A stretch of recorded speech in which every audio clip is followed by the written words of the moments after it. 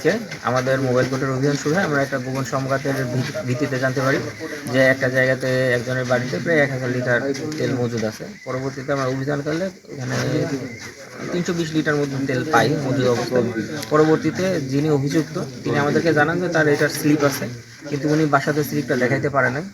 যেহেতু মোবাইল কোর্টটা শুধুমাত্র অপরাধকে যে দণ্ডই দিতে হবে এমন না, এটার বিষয়টা হচ্ছে অপরাধ প্রতিরোধ করার জন্য। তিনি আমাদের কাছে একটা সুযোগ চান যে ওনার পাম্পে উনি স্লিপের একটা কার্বন কপি দেখাইলেও দেখাতে পারবেন।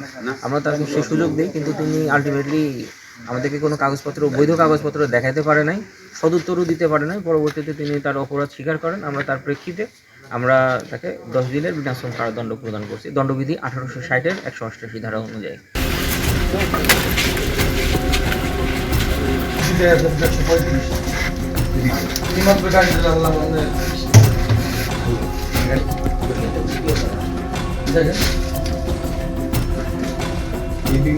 আমি 15 লিটার করছিলাম, আমি 40 লিটার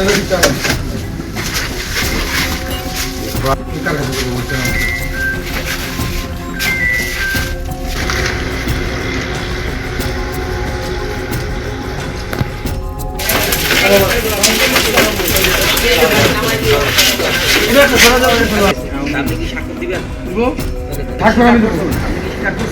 আপনার ভুল হয়েছে। হ্যাঁ, এটা ভুল হয়েছে। ঠিক আছে, তাহলে ইয়াটা দেন।